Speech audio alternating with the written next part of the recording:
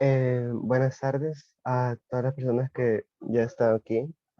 Más adelante probablemente se van a ir metiendo más personas al enlace, pero ya es hora de comenzar también.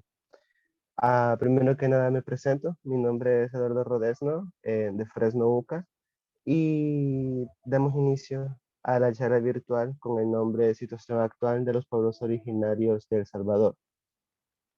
Para comenzar la charla, un poco de contexto. En esta semana, el 9 de agosto, se celebró el Día Internacional de los Pueblos Originarios, día marcado por la ONU, ya que en 1982 tiene la primera sesión la dirección que se va a encargar de la gestión y recolección acerca de la situación de los pueblos originarios alrededor del mundo.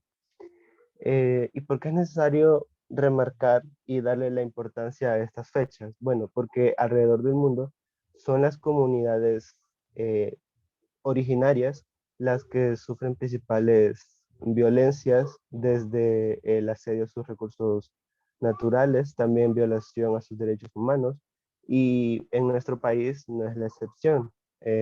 Tenemos el conocimiento de distintos pueblos originarios, entre ellos el náhuatl, el cacopera y el lenca, que se asentaron en el territorio y que con el paso del tiempo, tanto las comunidades de las personas y su cultura han ido siendo disueltas en la sociedad y también muy poco protegidas por el Estado. Bueno, ya con esta pequeña introducción, eh, presento a Héctor Martínez. Él viene de Timumastigan, Náhuatl, y te cedo el micrófono, Héctor, para que puedas presentar. Muchísimas gracias. Primero agradecer por la invitación a esta actividad. Me parece muy bien que hayan este tipo de espacios porque realmente hacen falta, se necesitan espacios como este donde se pueda hablar, dar a conocer mucho sobre lo que viven en la actualidad los pueblos originarios, ¿verdad? Entonces agradecer por la invitación y agradecer también por el espacio que están brindando para poder conversar sobre esta temática. Y sí, como lo decía, mi nombre es Héctor Martínez, yo soy un maestro de náhuatl, soy el creador también de Timumachistigan Náhuatl, un proyecto digital en donde hacemos activismo digital, documentamos, resguardamos y pues también enseñamos, realizamos algunos cursos, hacemos doblajes, hacemos de todo. Realmente nosotros en Timumachistigan Náhuatl pues hacemos de todo un poquito con tal de visibilizar la lengua, de documentarla y bueno, ahí estamos. Esa es mi presentación. Gracias nuevamente por la invitación. Ok, gracias también por estar acá. Si querés, vamos ya comenzando con la charla.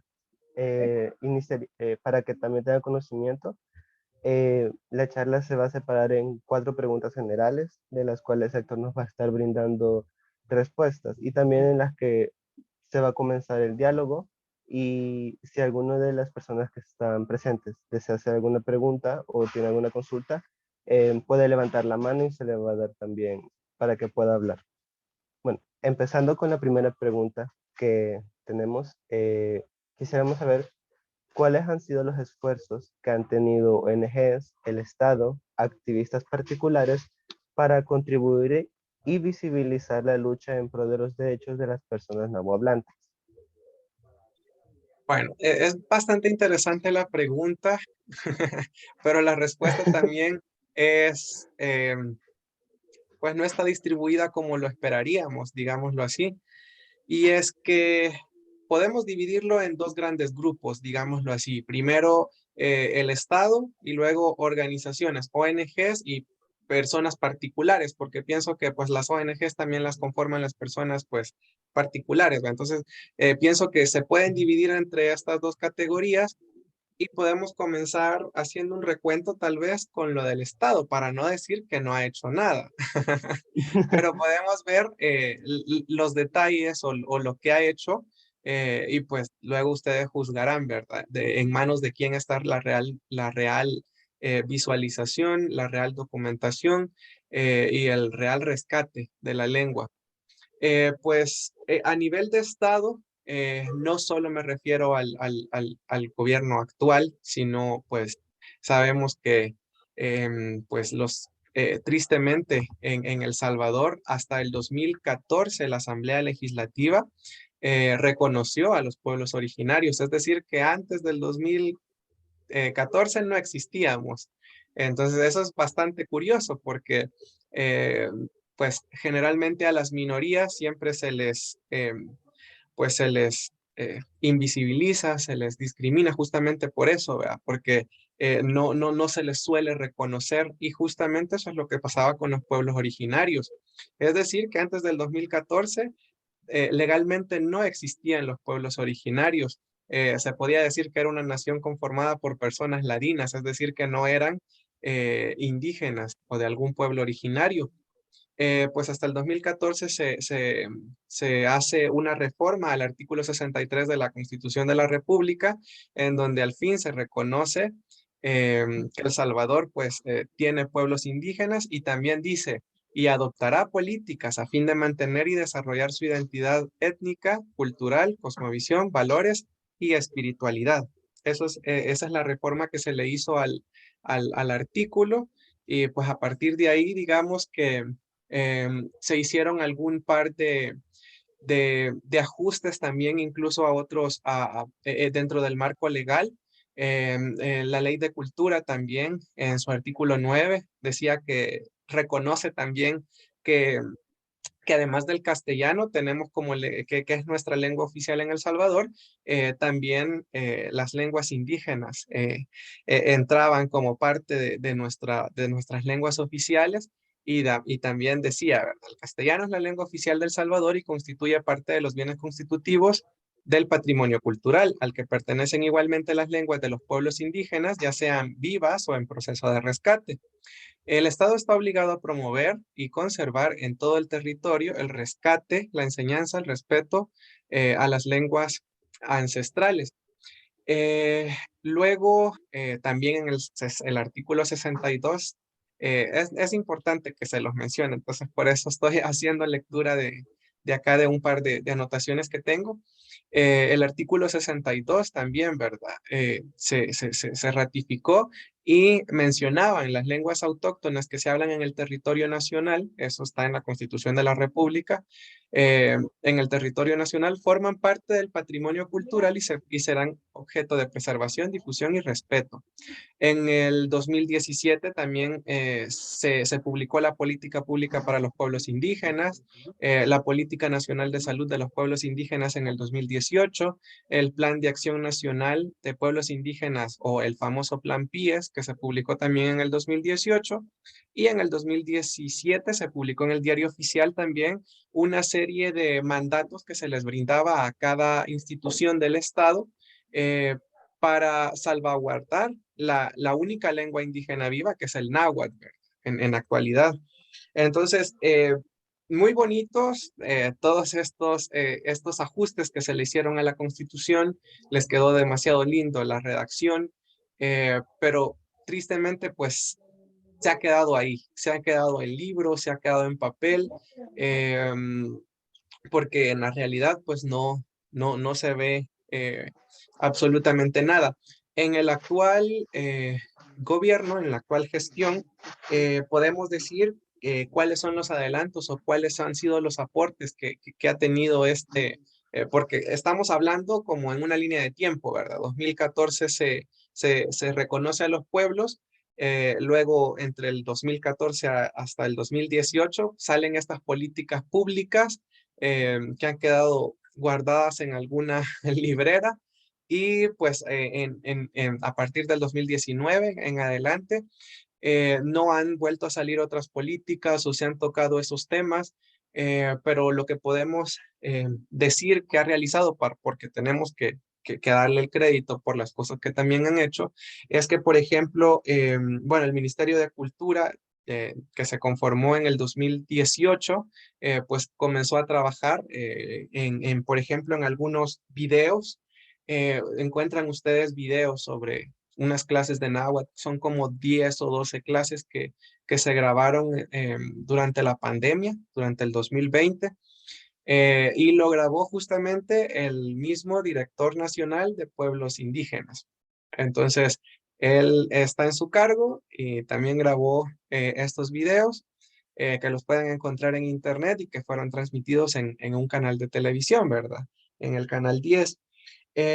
También hicieron o han apoyado, por ejemplo, esto sacaron en este año un libro que fue muy, muy popular, digámoslo así, el famoso Principito en náhuatl, pero bueno, es un libro que no fue hecho por nahuablantes. Sí participaron ellos en la revisión, dicen a ellos se los llevaron, pero ellos no saben leer. Entonces, acá hay un pequeño detallito, vea. Entonces, sí se trabaja, digamos, se trabajó el tema, pero no con personas de la comunidad, sino con personas ajenas, personas que saben, diseñadores, lingüistas, pero con la propia comunidad, no. Entonces ahí hay un pequeño detallito como que querían hacer algo, pero no lo hicieron bien. Y bueno, el apoyo que siempre se le sigue dando a las cunas nahuas, Cuna Náhuatl, es un proyecto que nació originalmente de la Don Bosco, pero en el 2017 salió un decreto en el diario oficial que el Ministerio de Educación estaba obligado en absorber a este proyecto que es de la Universidad Don Bosco. Entonces, a partir del 2018, se adjuntó al Ministerio de Educación. En el 2018 yo fui el coordinador nacional de la cuna. En mi gestión se abrió la segunda, porque solo había una en Santo Domingo de Guzmán. En ese año se abrió en Santa Catarina, Mazahuat también. Y bueno, a partir de ahí funciona por decreto, ¿verdad? Que se tenía que absorber este proyecto muy interesante que tenía ya la Don Bosco desde el 2012, si no estoy mal, o 2010, más o menos por ahí. Entonces, se le ha dado, digamos, el apoyo por el mandato que se publicó en el 2017. Y bueno, prácticamente eso, con temáticas así de que si protegen o salvaguardan, por ejemplo, territorios o sitios sagrados. No, tenemos ahorita lo del río Sensunat, ¿verdad? Y lo de Tacuxcalco que se le vendió a una empresa donde están construyendo una residencial. Y entonces eso habla bastante de la importancia que se le está dando al tema, ¿verdad? Tacuxcalco sabemos que fue un sitio donde se libró una batalla entre los españoles y los pueblos originarios de El Salvador. Entonces, eh, e incluso ustedes van por ahí o sea, las personas que van a vivir ahí en su patio van a tener abajo gran riqueza cultural enterrada. Entonces, es absurdo a ver cómo se puede apoyar en este sentido a que ocurran este tipo de atropellos. Bueno, y de ahí prácticamente a quienes yo les daría el crédito totalmente son a las organizaciones, a las personas naturales, así como yo o como mi organización, porque sinceramente somos los que estamos documentando la lengua, estamos revitalizando la lengua, eh, se abren cursos en varios lugares, entonces todo se está haciendo a través de personas no del Estado, sino iniciativas propias, personas que les gusta la lengua, personas que están interesadas en la cultura, simplemente en personas así ha quedado realmente la responsabilidad de resguardar o de revitalizar nuestra cultura como tal, ¿verdad? No sé si puedo hablar un poquito sobre lo que nosotros estamos haciendo. Si no, podemos pasar a la siguiente pregunta. Ustedes me dirán. No, sí, adelante. Bueno, entonces, bueno, por ejemplo, como les decía, ¿verdad? La mayoría de trabajo se está haciendo así en colectivos o grupos como los que, como el que yo represento, Timumachistigan Náhuatl. Timumachistigan Náhuatl significa Aprendamos Náhuatl. Nosotros estamos trabajando desde el 2019 y estamos en todas las redes sociales. Y pues hemos venido documentando. Yo comencé a grabar con abuelas de Santo Domingo de Guzmán, con nahuablantes de Santo Domingo de Guzmán, la lengua y hemos encontrado datos que ustedes no encuentran en ningún libro y en ninguna parte. Entonces, hemos comenzado a dar cursos también desde el 2000. Bueno, yo los daba desde antes, los cursos, pero desde el año pasado se abrieron programas de becas donde las personas estudian náhuatl totalmente gratis, no pagan nada, y se tienen clases teóricas y se tienen clases con una nahuablante. Eso es algo muy importante también porque estamos dignificando también el trabajo de los abuelos, de las abuelas, porque estamos pagándole un salario fijo a una nahuablante y todo sale del bolsillo de personas que aman la cultura y la lengua. Nosotros hemos conseguido patrocinadores para que el proyecto funcione, porque si no, pues no podríamos costearlo. Todo sale de nuestras bolsas, las grabaciones. Nosotros hacemos doblajes, hacemos canciones, hacemos videos, invertimos tiempo en edición, en pagarle a las abuelas. Siempre que se hace algo, pues se paga a las abuelas por su tiempo, porque es un trabajo, es una forma también en la que estamos diciendo y dignificando su trabajo. El que ellas colaboren, pues es un trabajo que ellas pudieran estar invirtiendo en algo por ejemplo, la mayoría son artesanas, se dedican a hacer ollas, se dedican a hacer comales, y pues la mayoría pudiera estar ocupando ese tiempo que nos están dedicando a nosotros en hacer sus productos. Entonces es importante también, ¿vea? Reconocerles a ellas todo ese trabajo que ellas puedan hacer. Eh, bueno, creo que ya nos has dado bastante información y pues de lo que ya mencionaste, creo que sí tenemos que estar en todo de acuerdo. O sea, por parte del Estado salvadoreño, bueno, los gobiernos que han pasado desde el 2014 y también desde mucho antes han Mm, tenido una responsabilidad que no han realmente asumido. O sea, incluso con lo que ya mencionaste de los videos en náhuatl, quizás de algún esfuerzo que hace el Ministerio de Educación por introducir también el náhuatl dentro de la carga académica en centros educativos, pero no se realiza en todos. Entonces sí. son nada más como muy regional y tampoco no es una verdadera labor por preservar el náhuatl con pequeños pasos que no van a tener ningún seguimiento. Mm, Eh, en eso, quizás desde la visión que nosotros hemos estado un poco investigando también, pues también influye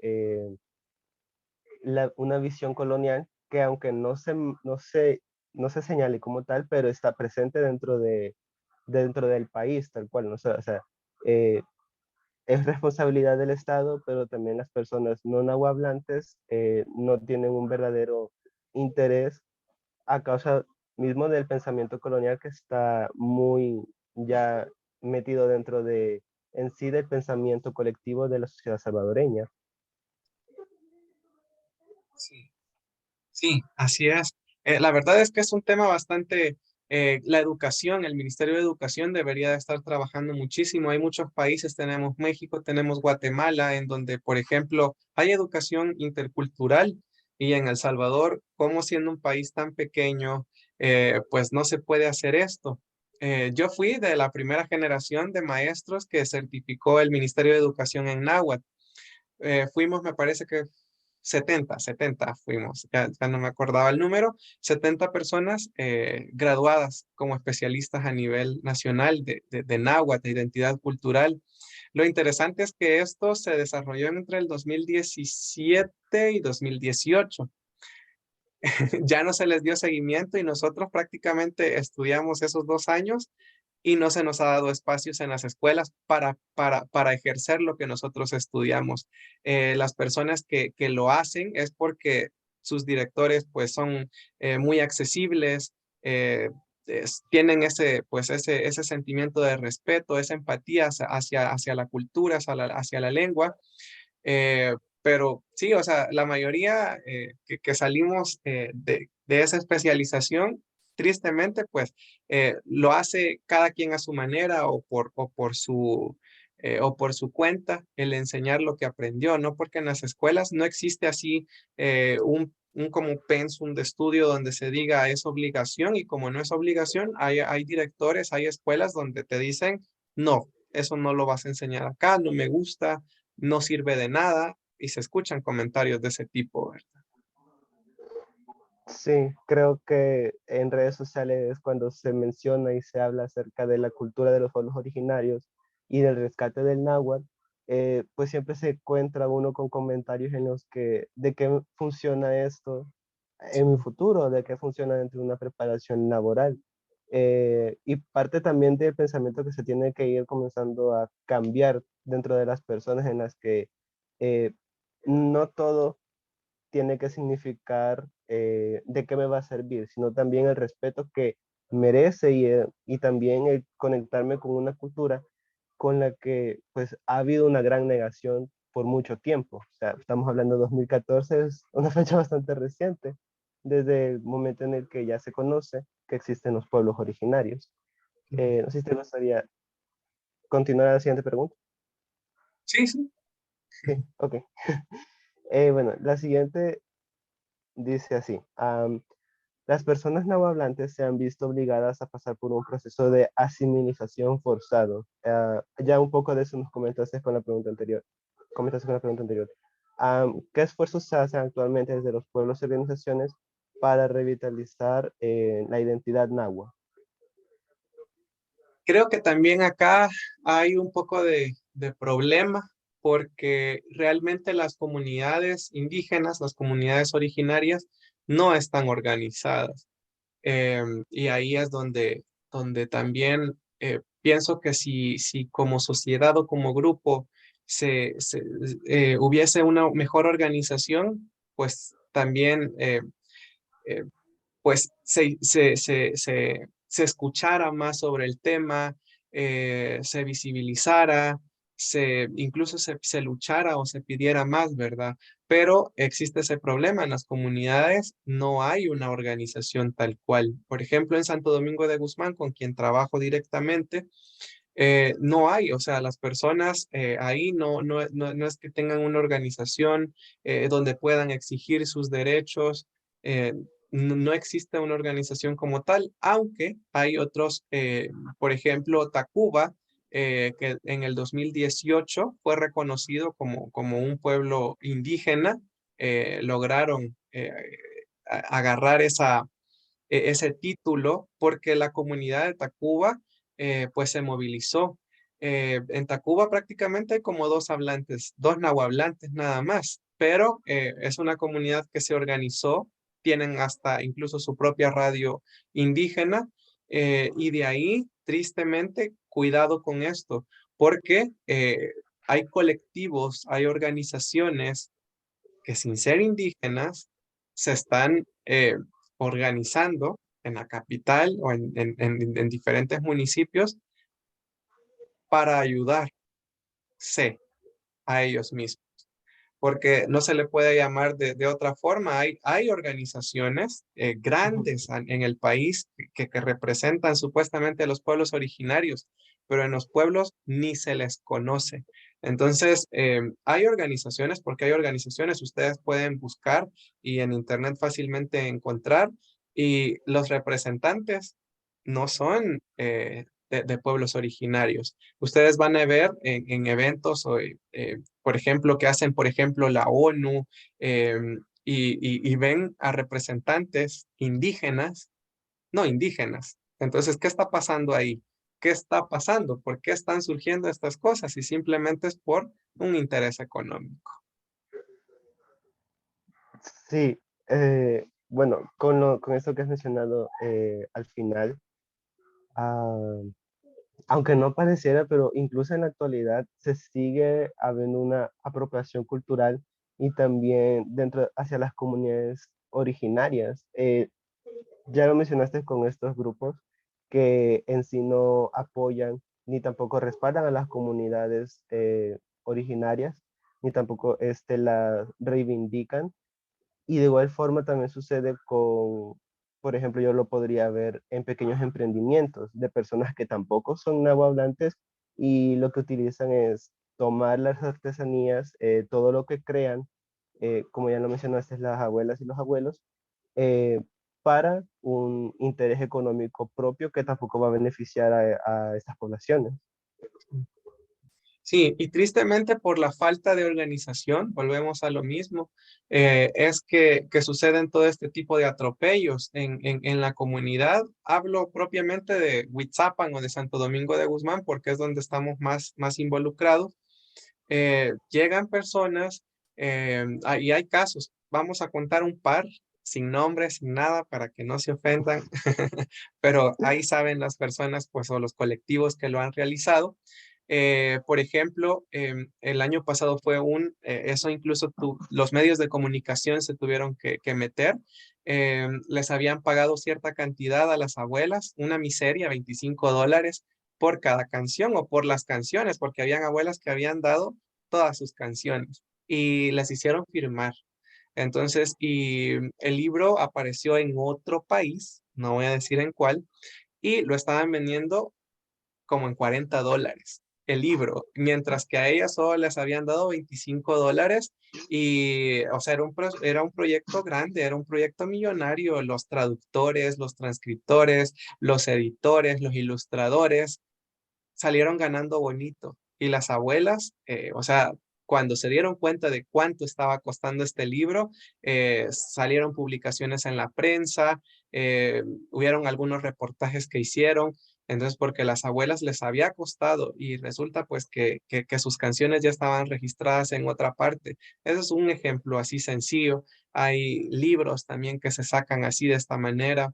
Incluso hay universidades, hay grupos así colectivos que llegan como de excursión a hacerles entrevistas a las abuelas y no les dan nada.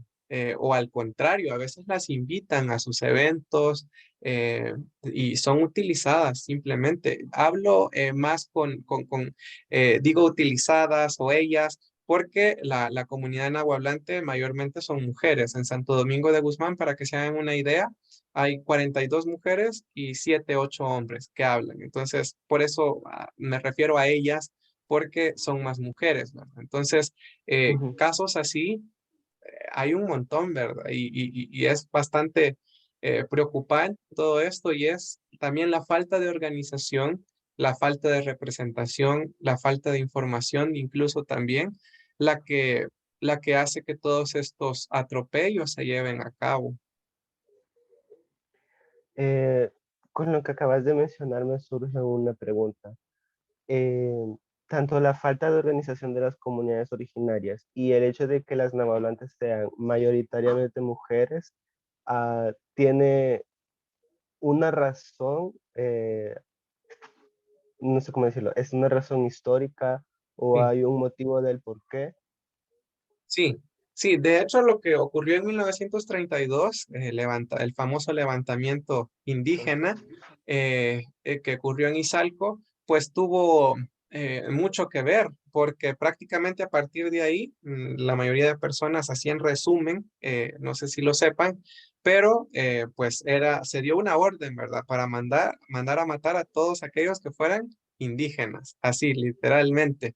Y era prohibido hablar el idioma. ¿Por qué? Porque pensaban que se estaban organizando en contra del gobierno de Maximiliano Hernández Martínez. Igual las mujeres no podían usar su vestimenta.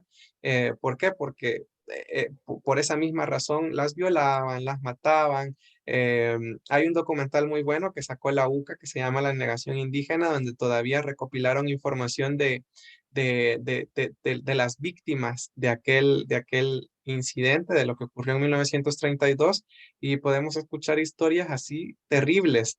Entonces, a partir de ahí comenzó a desarrollarse este proceso de negación indígena. Comenzaron a negar sus orígenes, sus raíces, para salvaguardar sus vidas, ¿verdad? Entonces, yo no hablo, yo no visto, yo no practico mis creencias, dejo de ser indígena para conservar mi vida. Entonces, a partir de ahí, el náhuatl se deja para la casa, para el hogar. y las mujeres, pues, la sociedad tristemente es una sociedad muy machista y puede sonar machista lo que voy a decir, pero los hombres salían a trabajar al campo y las mujeres se quedaban en la casa trabajando, haciendo quehaceres, cocinando, ayudándole a la mamá, ¿verdad? Entonces, las actuales abuelas son las que se quedaban, las que se quedaban en casa con sus mamás, y la mayoría de hombres, como pues eran llevados tal vez por sus papás a la milpa o a los trabajos en la calle, pues ya no podían hablar, ¿verdad? En la calle era prohibido el idioma, pero dentro de la casa se podía hablar y por eso es que las abuelas son las las que predominan y pues las que están prácticamente cargando en sus hombros toda la responsabilidad de tanto de la cultura como de la lengua.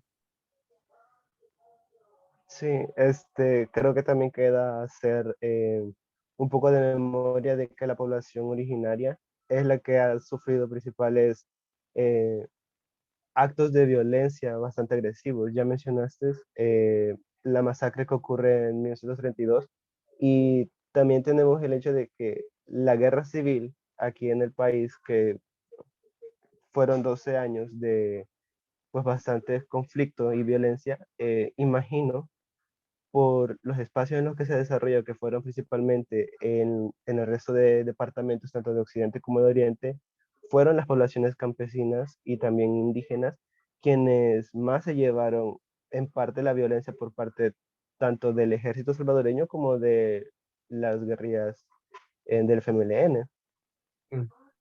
Sí, definitivamente, ¿verdad? Y lo que ellos estaban exigiendo simplemente eran lo que les pertenecía, porque eran sus tierras las que habían sido tomadas y las querían de regreso, pero no le convenía al Estado, bueno, y en cualquier tiempo, ¿va? Ni en la actualidad ni en aquel entonces le convenía al Estado regresar esas tierras, pues porque eh, no tenía sentido, ¿verdad? Para el Estado. Entonces le salía más barato callarlos, matarlos, silenciarlos, que, que, que pues ceder a la petición que ellos hacían. Algo muy interesante que pasa también a raíz de 1932 es que en El Salvador, no sé si ustedes se han fijado, que abundan los Martínez, abundan los Hernández y casi no hay apellidos indígenas. Entonces, y esto es justamente porque se comienza a hacer ese cambio de apellidos. Eh, ¿Por qué? Porque eran los apellidos de los presidentes de aquella época. Entonces, como comenzó el fenómeno de negación indígena, comenzaron a decir, ah, yo no me puedo, no puedo tener el nombre así, no puedo tener mi apellido así, me lo cambio por uno más, entre comillas, normal. Entonces, optaban por eso y por eso es que abundan mucho estos apellidos en El Salvador. Ah, bueno, ese es un dato curioso, la verdad, porque creo que no Sí. sé, no teníamos ese conocimiento también con el tema de los apellidos. Pero sí, el hecho de ser las comunidades originarias una minoría, pues sí las deja bastante a ser muy vulneradas. Ya con lo que nos comentaste y la historia de nuestro país nos ha demostrado de que son las principales víctimas o las primeras que sufren toda esta violencia que viene siendo también violencia institucional y el que no cuenta con verdaderas protecciones desde el Estado, pues las deja en una situación mucho más vulnerable. Eh, Creo que es algo que vive la gran mayoría de la población salvadoreña, es el hecho de que el Estado nunca ha sido un verdadero defensor de sus derechos porque siempre hay intereses económicos, ya sea gubernamentales como de la ya conocida empresa privada, que van a sobreponerse encima del bienestar de sectores en sí de la población en general. Entonces esas también son cosas que desde nuestros lados, perspectivas, es necesario cuestionar y justamente también entender de lo necesario que es preservar lo que tenemos y eh, esforzarnos porque así siga. Sí, sí, tristemente esa es la realidad. Y tal vez no solo del Salvador, sino del mundo, porque todos los pueblos originarios y todas las minorías pues sufren lo mismo. Sí, Sí, sí, creo. eso es algo muy global, la verdad. Si algo nos Sí, enseña la globalización también son que tenemos estas cosas en común. sí. Eh, Avanzamos entonces con la siguiente pregunta. Ah, dice así, ¿qué han hecho el Estado y las personas no nahuatlantes actualmente para continuar lastimosamente violentando y oprimiendo a las personas de los pueblos originarios? ¿Y qué nos ha llevado a este punto? Bueno, prácticamente al hablar de todo esto que viene ejerciéndose sobre los pueblos originarios, pues hay que hablar, hace un momento dijo usted una palabra muy eh, que me llamó mucho la atención, el extractivismo, y justamente es lo que más se sufre en la comunidad, el que llegan a extraer estos conocimientos milenarios y pues generalmente lo hacen sin ningún costo, aprovechándose de la buena voluntad de las abuelas. Yo hay abuelas con las que platico y les digo, pero ¿y por qué no exigen un pago? ¿Por qué no cobran? Y me dicen, no, es que hay la voluntad de las personas. También ellos tienen un poco de culpa en ese sentido porque deberían de poner un alto, organizarse y decir, no, mi conocimiento también tiene un precio, ¿verdad? Porque tristemente pues llegan, como les comentaba hace un momento, llegan a hacer sus libros, llegan a hacer sus trabajos y pues simplemente a sacar información y luego posteriormente pues eso ustedes lo encuentran por ahí tal vez a la venta o, o en cursos pagados, ¿verdad? Entonces es bastante lamentable esto del extractivismo. Igual se podría decir que al mismo tiempo que extraen, también explotan de alguna manera, porque se aprovechan de las abuelas, de los abuelos, y no también solo sacando información, digámoslo así, porque, por ejemplo, se utilizan mucho, yo he visto esto muchísimo, que se invita a los abuelos, a las abuelitas, a actividades, por ejemplo, en diferentes partes del país. Y ¿qué hacen? Hubo un concierto o varios conciertos que se han realizado así, en donde solo les aplauden, nada más, a las abuelas. Y ellas se mataron cantando. Entonces, y entonces al final las abuelas concluyen, es que no comemos de un aplauso, la gente no come de un aplauso, la gente no come con un diploma, entonces hasta cierto punto son utilizadas, son explotadas, son explotados. em, y es algo que ocurre a diario, ¿verdad? Y los abuelos son invitados, ¿por qué? Porque como para que se vea más colorido el evento, para que se vea o que tenga más importancia el evento. Y esto aplica también a los eventos del Estado, que les gusta también invitarlas a las abuelas, utilizarlas, diría yo, más que invitarlas, y pues para que la foto salga bonita, ¿verdad? Entonces es es lamentable todo eso que está ocurriendo.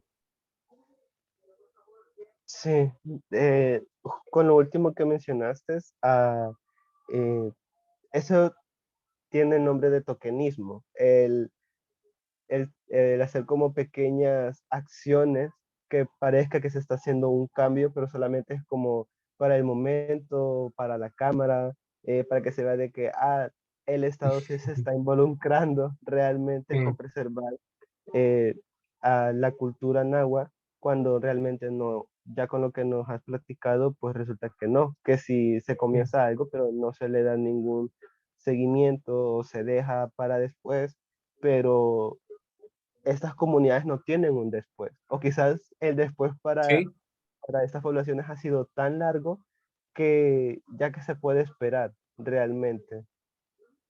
sí. Y Tristemente sí, tiene mucha razón porque si de acá 10, 15 o máximo 20 años, ya no vamos a tener ningún nahuablante, ningún abuelo que tenga todos estos conocimientos milenarios, ¿va? La lengua, la cultura, tradiciones, creencias, historias, tradición oral.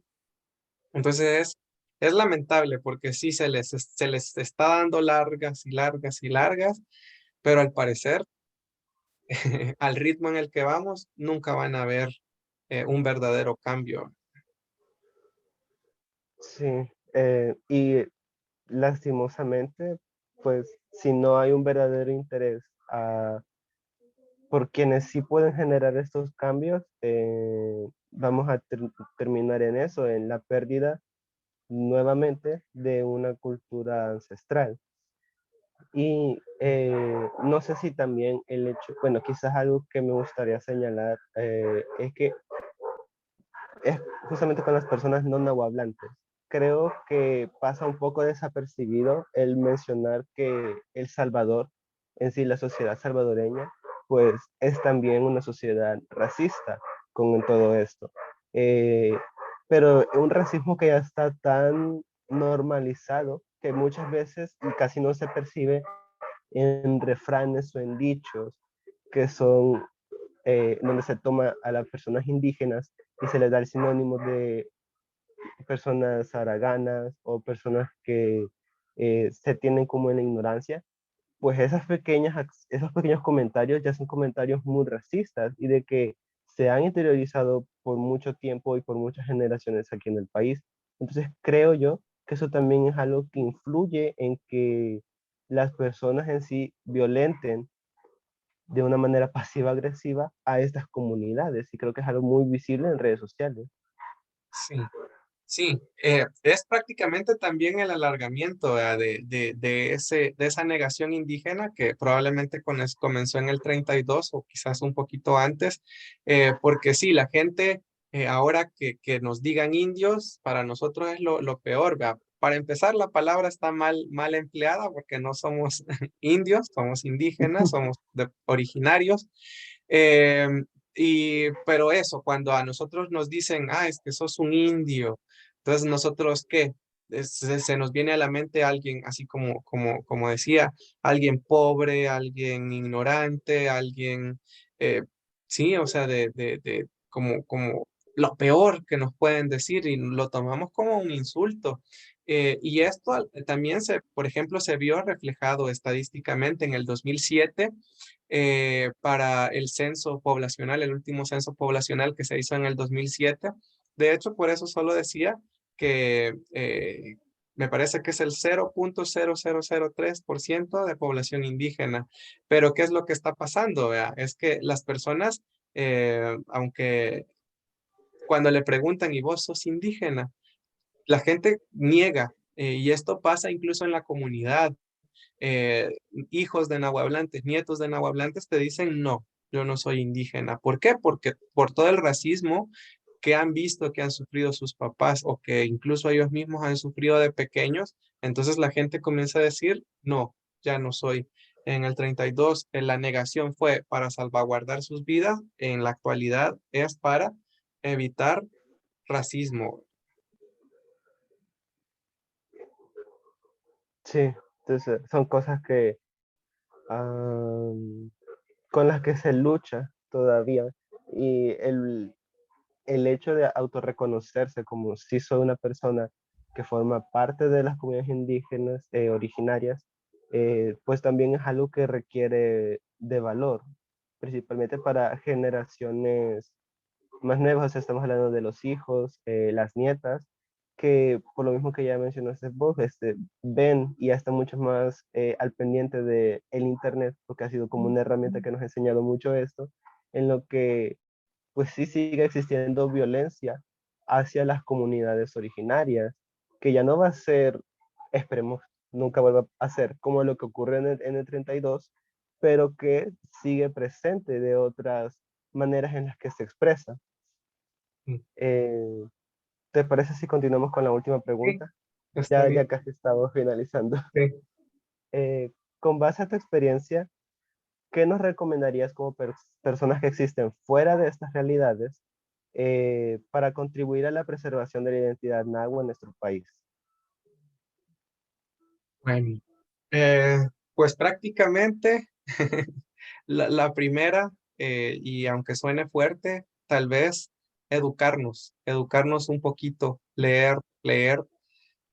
porque de esa manera investigar también podría invitarlos a investigar, a leer, a aprender, a educarnos, porque realmente eh, incluso la pregunta siento que está un poquito, eh, mm, tal vez suena feo, pero como que mal redactada, lo siento. Pero, No, ¿por qué está lo bien, está digo? bien. ¿Por qué lo digo así? Porque nosotros, por ejemplo, y conozco a mucha gente y que dice, no, yo no soy indígena, nosotros estamos afuera de esto, o sea, no me compares, no me mires, pero realmente si nosotros comenzamos a educarnos un poquito más, a leer o a investigar un poquito más sobre nuestra historia familiar, resulta que nosotros sí tenemos descendencia de algún pueblo originario o de algún pueblo afro también, porque también la comunidad afrodescendiente también es otra comunidad bastante discriminada en El Salvador, ¿verdad? Entonces, pienso que Sí. primero eso, educarnos, investigar un poquito, y ustedes se van a dar cuenta, comienzan a hablar con su mamá o con sus abuelos sobre quiénes eran sus papás o sus abuelos de ellos. Entonces van a comenzar y van a decir, pero es que hace dos, tres generaciones mis abuelos eran tejedores, como fue mi caso. O hace dos o tres generaciones mis abuelos eran hablantes y hoy ya no. Tal vez sentimos y nos sentimos afuera de esta burbuja, digámoslo así, de los pueblos originarios, porque no conocemos nuestra historia. Y ahí es donde caemos en ese detalle, en ese error, porque decimos, ah, no, yo no tengo ningún apellido indígena, yo probablemente podemos tener los rasgos, somos morenos, tenemos el pelo liso, eh, y decimos, no, yo no soy, y nos sentimos, nos aislamos, negamos esa parte de nuestra historia, pero es porque justamente se ha perdido, ¿verdad? Se negó por todo este proceso que hemos estado hablando y hasta el día de hoy no nos llegó la información completa. Entonces nos sentimos afuera de esta comunidad cuando probablemente en nuestra sangre, y de hecho lo es, corre más sangre indígena o de algún otro grupo, pueden ser nahuas, lencas o afro, pero realmente nuestra descendencia es muy importante conocerla. Algo que siempre digo es que no podemos seguir avanzando a nuestro futuro sin conocer nuestro pasado. No podemos. Entonces, lo principal es educarnos, leer, investigar un poquito más y a partir de ahí, cuando ya tengamos esos conocimientos, vamos a autoidentificarnos. Eso es lo más bonito, llegar y decir, incluso en otros países hacen como test de ADN, ¿vea? Pero nosotros, como no tenemos todavía esos privilegios, eh, pues investiguemos, platiquemos con nuestra familia. Hay herramientas también como Family Search, ¿verdad? Donde podemos buscar eh, nuestros datos, partidas de nacimiento, actas de matrimonio, de nacimiento de nuestros antepasados y ahí usted se va a ir dando cuenta de que realmente pertenece a la comunidad indígena de El Salvador, pero que nos hemos ido alejando. Entonces, llegar a que nos autoidentifiquemos, a la autoidentificación, es un proceso muy bonito y ahí nosotros también vamos dándonos cuenta de que el ser indígena no es algo negativo. Al contrario, tenemos que sentirnos orgullosos, tenemos que sentirnos alegres y porque eran o son en presente, porque son personas o somos personas pues que tenemos una historia milenaria eh, pues detrás de nosotros. Y entonces es algo muy bonito. Entonces primero investigar, leer, educarse, luego identificarse y luego comenzar a aprender lo que se nos arrebató, porque fue un arrebato lo que pasó en El Salvador, ¿verdad? Se nos quitó nuestra lengua, se nos quitaron nuestras creencias, nuestra cultura, nuestras prácticas, nuestra cosmovisión, nuestra propia forma de ver el mundo. Nosotros teníamos nuestra propia historia, nuestras propias forma de ver el mundo, nuestro propio idioma, nuestras propias creencias. Y ahora es muy común ver nosotros, yo a eso le llamo un analfabetismo cultural. Nosotros somos analfabetas culturalmente hablando, cuando todavía no hemos comenzado todo este proceso que les mencioné, porque comenzamos y nosotros nos sentimos, o sea, somos analfabetas, somos ignorantes en ese tema, y a raíz de ahí las personas comienzan a adoptar modas y culturas ajenas. Ah, es que me gusta lo coreano, y entonces adoptemos moda de Corea. O, o, o ciertos modismos de Estados Unidos. Entonces, cuando nosotros realmente sí teníamos nuestra historia, nuestra cultura, en general, nuestra, bueno, en la palabra cultura nos engloba todo esto, ¿verdad?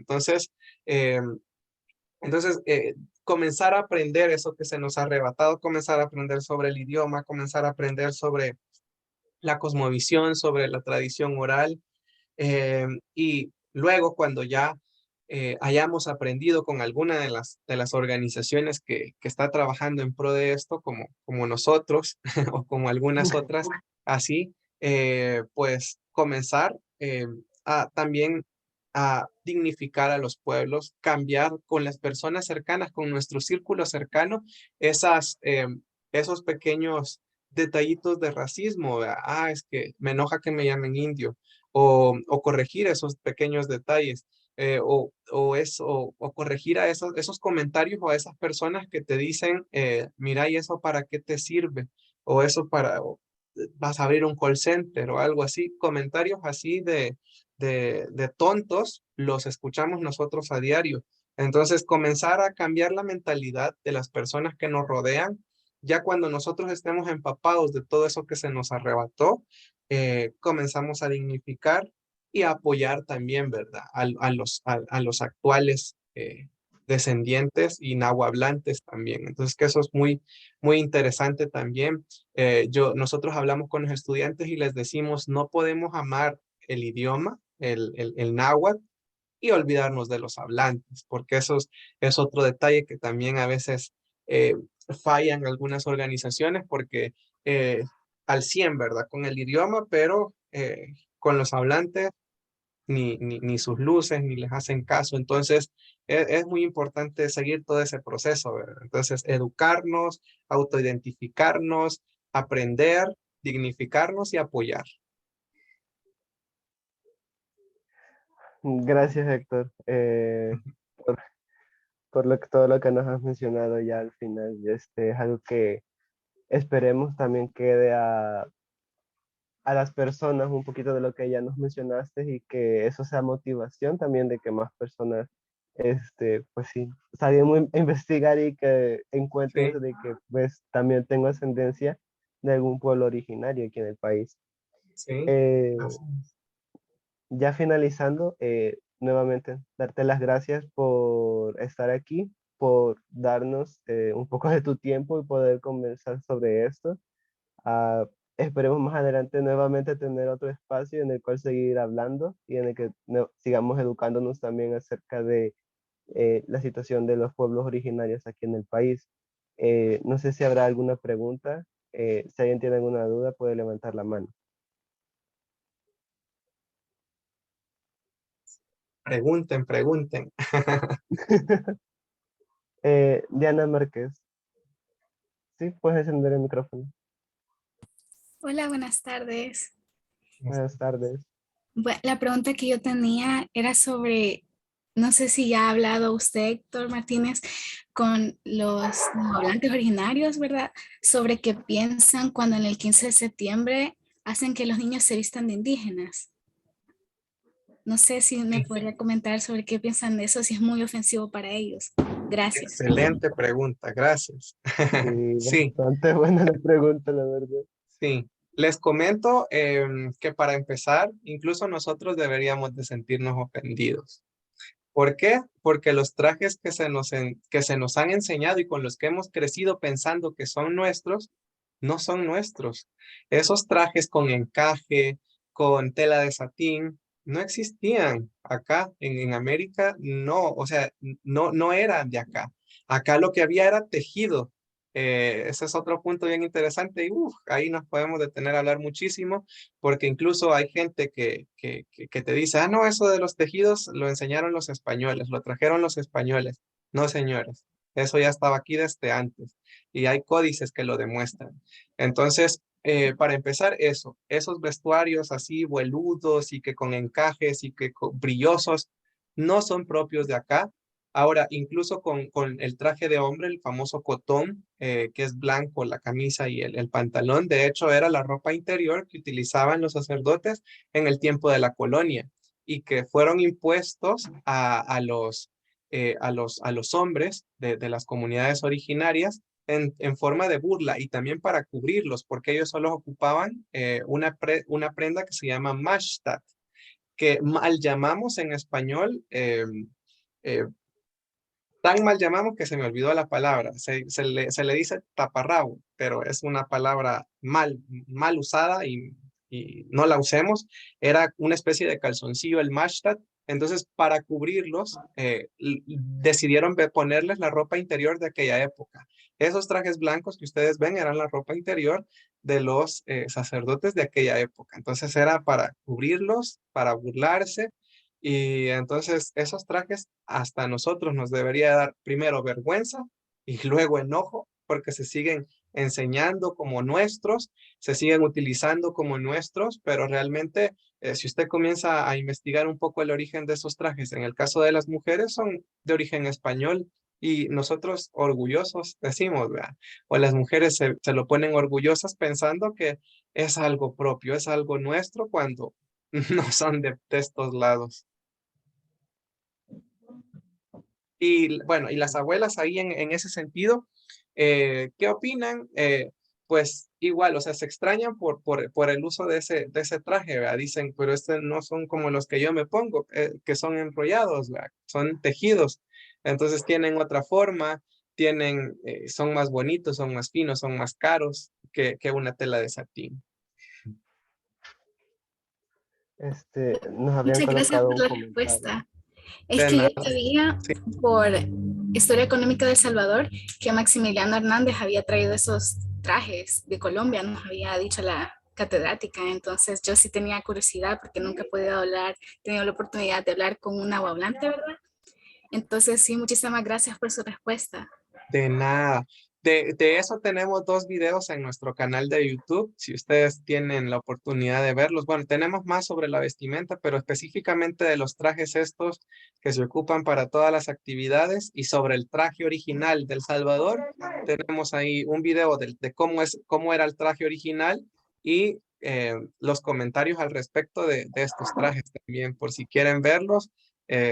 Pongan así como en nuestro canal, Timumachtigan Nahuatl. Si se les hace muy difícil, solo pongan Nahuatl con W y todo el contenido que les aparezca en internet es nuestro. También en los comentarios habían puesto GN Mazariego, los trajes, entre comillas, típicos, se parecen a los que usaban las sirvientas en el sur de Europa, más que todos los trajes de gitanas. Definitivamente tuvo algo que ver ahí la historia. Si a los hombres se les vistió con ropa interior, supongo que a las mujeres también se les tuvo que eh, castigar de alguna forma, ¿verdad? Y pienso que tiene mucha lógica. Sí. Andrés también ha levantado la mano. Una pregunta. El comentario es sobre como los nahuatlantes de aquí es posible que hayan sido grupos que migraron desde el lado de México. El traje se haya parecido o haya sido similar al que se usaba en el Valle de México, allá en Tenochtitlán. Y la pregunta es, ¿han sobrevivido o hay por lo menos códices donde hayan sido dibujados armas nahuas de El Salvador? Bien, sí, para empezar, de hecho, los nahuas del Salvador, se sabe que, digamos, toda la familia lingüística y la familia, digamos, de sangre de los nahuas vienen del sur de Estados Unidos, México, y pues de México migraron en 3 migraciones hacia la actual Centroamérica. Llegaron hasta lo que es Nicaragua. Entonces, sí están emparentados y no fueron migraciones tan antiguas, sino un poco más recientes. Bueno, hubieron 3, ¿verdad? 3 grandes migraciones y tienen que estar emparentados. Sobre los códices, el único códice, porque al menos del Salvador no hay muchos códices, se dice que se quemaron durante la colonia, porque recordemos que había mucho conocimiento que para los españoles era brujería, era terrible, ¿verdad?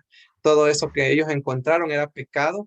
Entonces, ¿qué es lo que pasó? Los quemaron para no contaminarse, según ellos, de la brujería y de todo el pecado que ellos habían encontrado acá.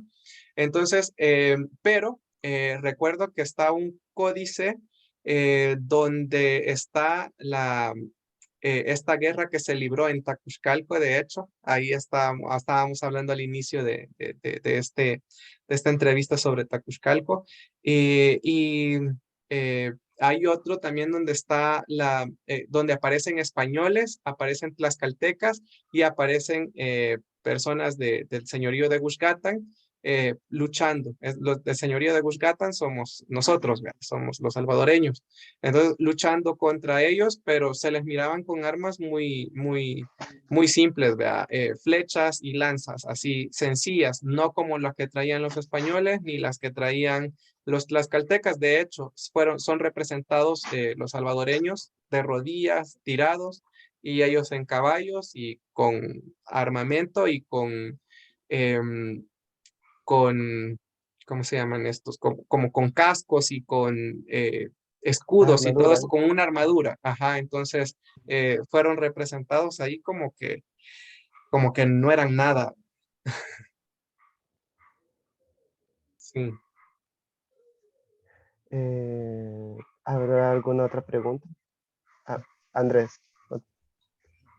¿Cuántos, o mejor dicho, sitios arqueológicos que se hayan encontrado, aparte de pirámides o lugares de residencia en los que vivían los nahuas, se encontraron algunas otras cosas, vasijas o herramientas que usaban ellos? Pues fíjense que en la mayoría de sitios que hoy conocemos como sitios arqueológicos, pues han encontrado en cosas de este tipo, aunque no sé si ustedes sabían esto, dato interesante, es que la mayoría de sitios fueron construidos por mayas, pero fueron arrebatados por los nahuas. Entonces, digamos que los nahuas conquistaron a la cultura anterior o fueron abandonados estos sitios y posteriormente ocupados por los nahuas. Recordemos que también ahí está involucrado la erupción del volcán, lo que actualmente es el lago de Ilopango, el lago de Apulo, el volcán Xilotepec. Entonces, se dice que ese volcán cuando hizo erupción, pues prácticamente acabó con la población maya de aquel entonces, pero los sitios y todo quedó, y posteriormente con las migraciones encontraron seguramente un lugar fácil donde establecerse, ¿verdad? Entonces, en la mayoría de sitios hay mucha información. Incluso hay petrograbados en el lago de Huija. Esos casi no se conocen y a mí me gustan mucho porque hay representaciones de deidades salvadoreñas. Muy pocas personas hablan de eso y los llaman con nombres mexicanos, pero son deidades nahuas salvadoreñas que pues se han olvidado, ¿verdad? Entonces, en todas partes han encontrado representaciones de Xipetotec, que en nuestro náhuatl sería Xipetztutegu, representaciones de Taluc, que se le conoce como Tlaloc, y estos petrograbados, que como les digo, es muy interesante. Se han encontrado ahí esta Zipacti con el pie de uno de los gemelos que tiene que ver con la creación de aquí del origen del mundo. Entonces, sí teníamos historia de creación, sí teníamos deidades, sí teníamos todos estos seres que pues eh, ahorita desconocemos, ¿verdad? Nos parecen ajenos. Lastimosamente. Sí. ¿Se habrá alguna otra pregunta? Si no, concluiríamos hasta aquí la entrevista. Ujú. Bueno, creo que sí. Ahí está, Bueno, una pregunta más. Andrés. Pregunten, pregunten sin pena. Es que está muy divertido y interesante. Hablando de las deidades náhuatl, ¿cómo se Ujú. pudiese saber o darle o renombrar otra vez a las deidades que se han olvidado? De hecho, no se han olvidado, todavía están. Yo escribí un artículo sobre eso. Tenemos, por ejemplo, bueno, tenemos en un libro que lo menciona, de los mitos y leyendas de los pipiles de Itzalco, un libro que lo hizo un alemán llamado Schuljena. Ahí aparece el nombre de Taluk, y aunque no apareciera, nosotros deberíamos de saber que él existió porque hay representaciones, hay pequeñas estatuas, hay dibujos, hay petrograbados sobre él, que es el Señor de la Lluvia, que nosotros por la serie del Cipitío lo conocemos como Tlaloc, no como su nombre original en El Salvador.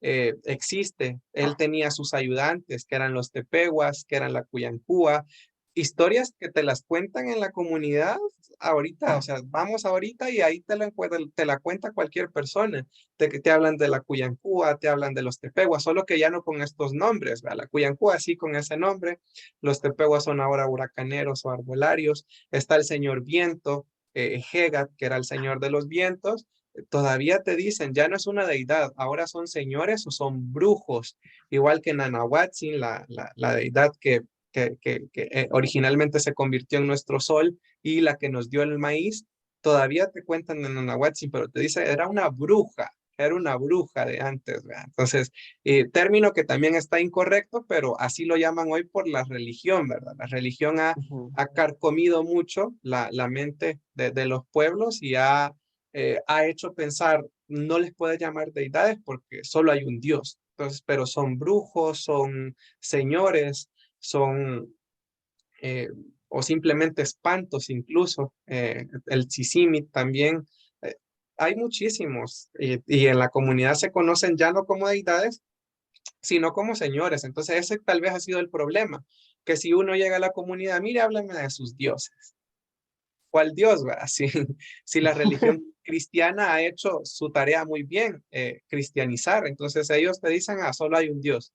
Pero ya cuando comienzas a platicar, ay, mira, y el agua o el viento no sabe si estará vivo o si será un señor o una señora. Ah, sí, es un señor, te dicen, te comienzan a contar historias.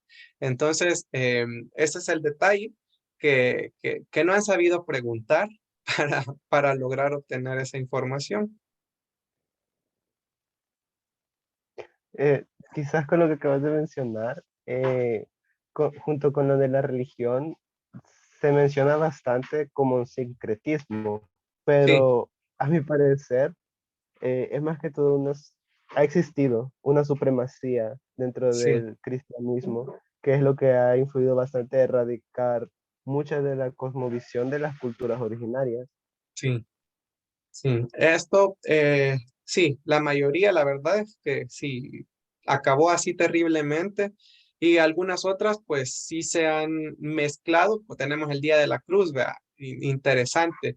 Se hace con el palo de Giote que representa a Xipetztutegu, el señor que se le cae su piel. Y cuando se le celebra, Neach Duat, el primero el 3 de mayo lo celebramos ahora, antes era Achtuat, la fiesta original, que era la primera agua. ¿Y por qué seleccionaron la cruz o el palo de Giote? Porque era representación, o sea, disfrazaron a el nuevo dios con una deidad antigua, que era Xipetztutegu. Entonces, vamos a ponerlo Ujú. aquí, nosotros vamos a seguirles la corriente a estos que nos están cristianizando y decir que estamos adorando a su Dios cuando realmente nuestra deidad, nuestro Señor todavía sigue representado acá por el palo de Giote. ¿Verdad?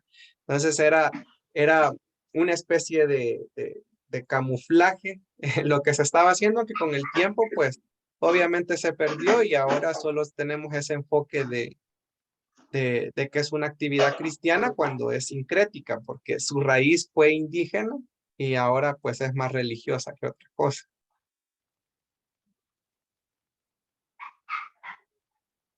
Eh, ¿Alguna otra pregunta?